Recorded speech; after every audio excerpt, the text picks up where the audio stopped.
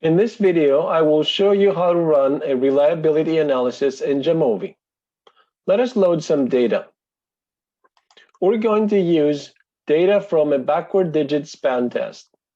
A backward digit span test is a test in which you dictate a number of digits and the child has to repeat them in the reverse order. So if you say 2, 3, the child has to reply with 3, 2. They have to say all the digits in the reverse order, in which case they get a point. But if they make any mistake, then they get 0 for this item. There is a stopping criterion for the test so that children aren't tested if they make some mistakes in sequence. So most children do not make it to the highest levels of the test. And these data are from 254 children on a range of items that start with very short ones with just 2 digits each and move on to much longer sequences up to 7 digits each. What is the reliability of this test? To find out, by running an internal consistency analysis, we click on factor and then reliability analysis, and then we select the items of the test. So I'm going to shift click to select all of these and send them into items.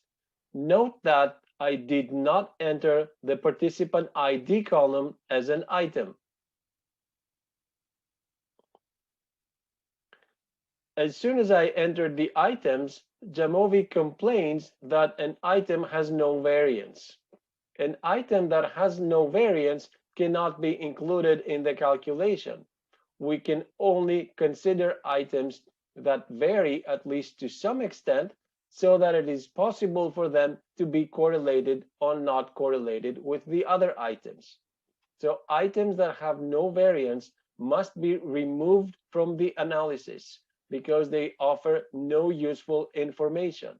They may be items that everyone answers correctly or items that everyone answers incorrectly. So I'm going to remove this item. And as you see, I get a complaint about the next one. And as it turns out, items past 4 digits are actually too hard for all children. And none of the items above this point are useful because no child has answered them correctly. So I'm going to select all of these, send them back, and only retain in the analysis items that have some variance. Then I get the result immediately as Cronbach's alpha for these items. For this population, these are children in kindergarten, and their reliability for this test is therefore 0.89 or 886. Additional information that we would probably want to see are mean and standard deviation for the whole scale, as well as statistics for the items, such as the mean of the item, the standard deviation, its correlation with the rest of the items, and the Cronbach's alpha that would result if we were to omit this item. So this is this table here, and you can see that the mean starts from 0.73, 74 for the first item, which means that 3/4 of children answered this one correctly. And then as the sequences get longer, we get sequences of 3 and 4 digits, and there are very, very few children who can answer even one item with length 4.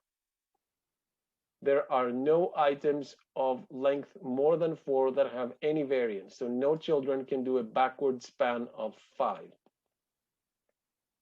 This is how much the scores for the item vary. And as the means go down, so there are very few children who actually manage these, the corresponding standard deviations go down as well, because there's very few ones there.